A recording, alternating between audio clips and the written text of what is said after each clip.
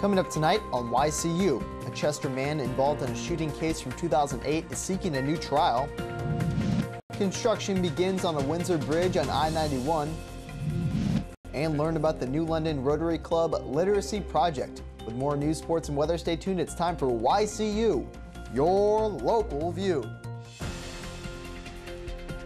Now, your daily digest of the Dartmouth Lake Sunapee region and central Vermont.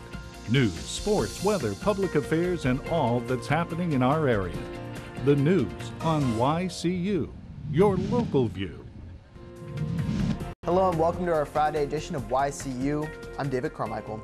The Vermont Supreme Court will decide whether to throw out a second-degree murder conviction and allow a new trial in the shooting death of Vincent Tamburello of Springfield. Lawyers for Kyle Belowski of Chester argued to the court Thursday that the jury received erroneous instructions and Judge Patricia Zimmerman excluded Tamburello's medical records from evidence to be presented to the jury.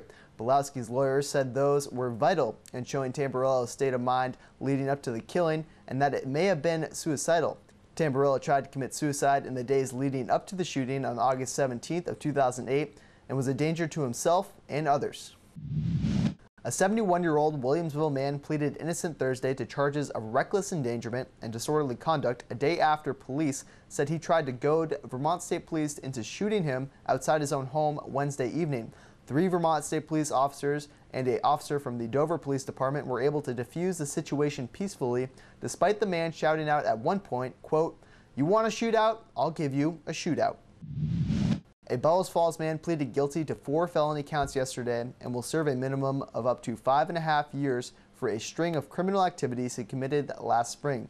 24-year-old Frank Foster accepted a plea bargain in Vermont criminal court after he removed his GPS tracking device on March 17, 2012 in Bellows Falls while on probation for multiple convictions and went on to attack his family members, assault police officers, and provide law enforcement with false information.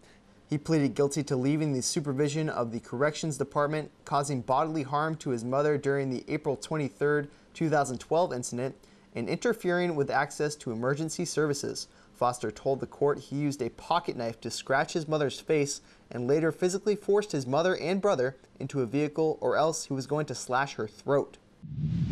Friends, family, and Stevens High School classmates of 1996 showed up Thursday night to give support to the Johnson family in the wake of the death of Lily Anna Johnson. 14-year-old Lily Anna died last week in Laconia as she and a friend were walking home from school and were struck by an SUV. Both Lily Anna's parents, Chris and Bethany Johnson, graduated from Stevens in 1996. Retired Reverend Stan Powauer, who led the St. Joseph's Parish in Claremont for more than 40 years, came out for the evening, offering prayers, a blessing, and comfort. He encouraged all those who gathered to pray for Lily Anna and her family.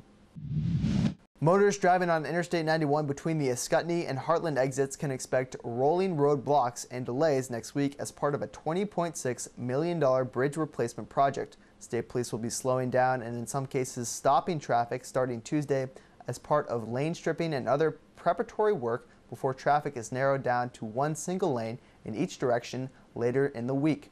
Delays could last as long as 15 minutes. A new analysis from the Green Mountain Care Board says that the healthcare costs grew slowly in 2011, climbing just 1.5%. That's down from the average annual growth of 4.7% from 2006 to 2010. Board Chairman Anya Rader-Wallach says it's too early to declare victory over rising health costs, with the pace of cost growth expected to pick up in the coming years. Meanwhile, a second report from the board on cost shifting from government-backed insurance programs to private insurance says that continues to be a big problem.